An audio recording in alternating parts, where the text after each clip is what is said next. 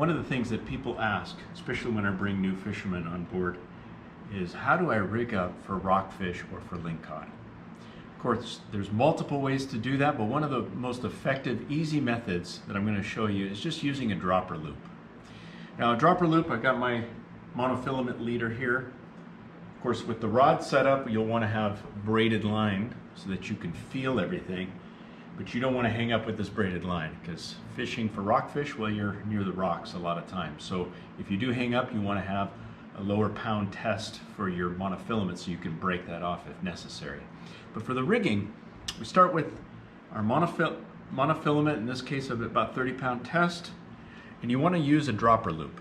So you get yourself a loop, and then what we're going to want to do is with the where the two lines come together is twist, trying to keep this center portion open. And you can usually twist about 8 times or so. So now we have this little slot in the center. We have the original loop here at the bottom. We want to grab that from the bottom and push that through this loop. And normally I use my teeth on this because that'll help lubricate it a little bit as you tighten it, and you have yourself a loop. Now you can put another one on, down about another foot. Now this is all going to depend on the regulations for the area that you are fishing. Here in Oregon waters, we can have up to 3 hooks, so I'm going to go ahead and put another dropper loop in.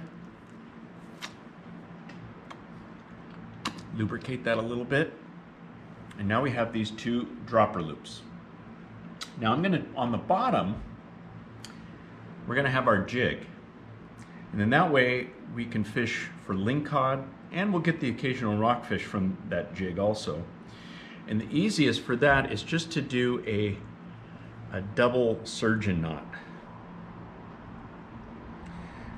And again, you can look online for that. It's effectively just a surgeon knot where you just double it up. Now you might be asking why we're doing it that way. Well, this allows me then, if I'm going to be switching out my jigs to different weight, depending on how the current is, I may need to go with a heavier weight. Well, it makes it very easy for me to just put on that other weight, and I can, of course, at that point change that so I can get back to fishing right away. Tighten that up. Or, you know, maybe you want to change the color. Find one color that's more effective than others, and then you can quickly change that out without having to retie your line. So we got that jig here on the bottom.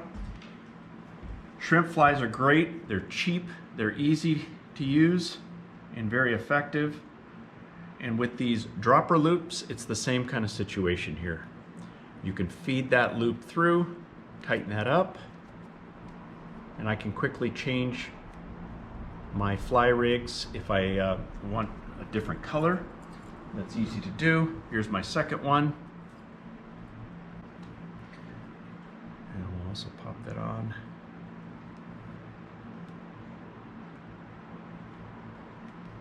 And same kind of thing here. We've got our dropper loop.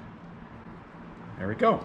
So now we have, of course, our tag ends. We can trim those up on this bottom one here, but we've got our jig. We've got our 2 shrimp flies. If you add a little scent on them, like some herring scent or sardine, that'll improve your hookup ratio. Tie this on to your main line with the swivel here, and you're ready to catch fish. So this is a simple method. It's effective, and you can catch fish. And if you lose it, it's easy and quick to tie up another rig and get back on the water fishing. I hope this tip was helpful, and I hope it helps you catch more fish. Please subscribe for more tips, more fishing videos, and other how-to guides that will help you catch more fish. We'll see you out on the water.